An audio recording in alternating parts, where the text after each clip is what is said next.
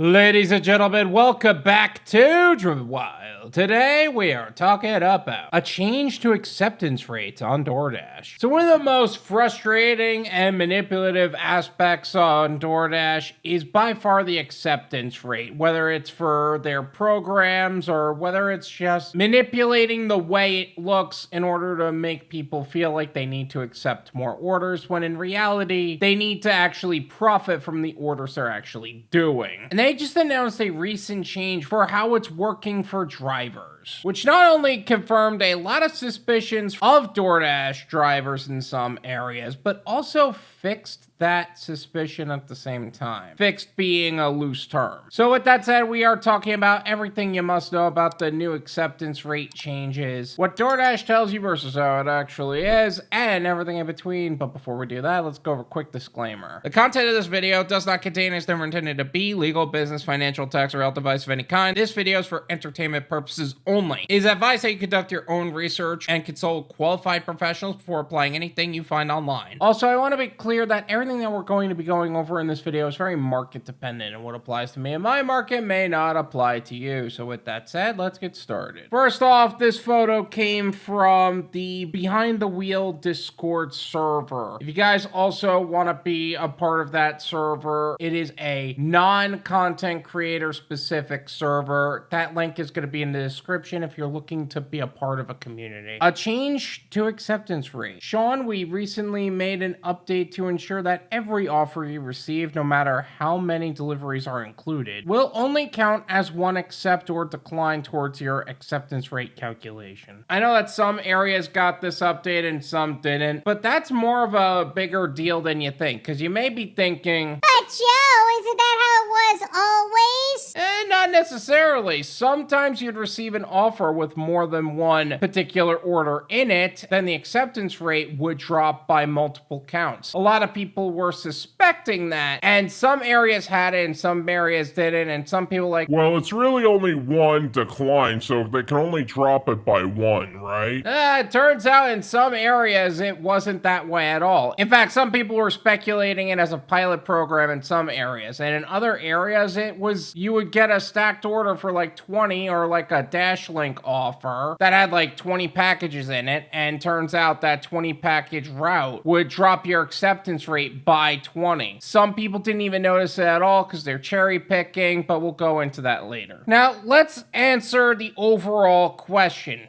Is this change good or bad? And I will say this is kind of double-edged, because on one hand, if you want to keep programs like the Dash Rewards program or Top Dasher, if it's still there in that area, this is a good thing, because this single decline offer isn't going to drop your ratings in a negative way, forcing you to leave certain programs. However, a single accept won't raise the amount the same way either. So if you're taking a PetSmart order for 20 drop-offs, just so you could raise your acceptance rate by 20, even if it's not all that profitable for you, you kind of want the extra acceptance rate points that come with that. That's not going to work anymore. That sounds like a great strategy if you're trying to get to those programs, but it's not going to work the same way anymore. Some people even use that strategy to kind of bulk up their acceptance rate, just so that way they could feel less bad about declining some crappy single offers that are really bad in comparison to the long string offer, which we already knew was bad anyway. But either way, and this is just a personal opinion, I still am a firm believer in diversifying your gig portfolio and developing an exit strategy, and treating the gig economy as an income bridge to what would be a long-term goal and not the goal. Because at the end of the day, you could still get deactivated from DoorDash if you get a customer that you basically shouldn't be working with anyway. If you're only trying to boost your acceptance for these Dasher Rewards program, you're kind of putting yourself at risk in that way. And if it's that hard for you to get online for DoorDash, doesn't it make more sense for you to have a well-diversified gig portfolio portfolio so that way you're not so dependent on a single app giving you time to actually work for them. Like, come on. And the better diversified you are, the more developed your exit strategy is going to be, the less dependent you are on any single gig app. And the less emotional you're going to feel when these changes happen. Honestly, I feel like this is a net neutral for the most part. It doesn't really change anything for cherry pickers. And it kind of just stabilizes the acceptance rate as a whole. And it fixed the problem of an offer costing you 20 acceptance rate points or gaining you 20 acceptance rates points, especially if those 20 accepted orders are absolute garbage. Either way, how do you feel about this update? What do you guys think about this? Did I miss anything? Let me know in the comments. Let's make sure that every perspective is heard and everybody knows everything that they should know about this update, so that way they can make the most amount of money in the least amount of time in the safest possible way. Thank you so much for watching. I really appreciate it. As always, make sure you hit the like button, subscribe if you're new,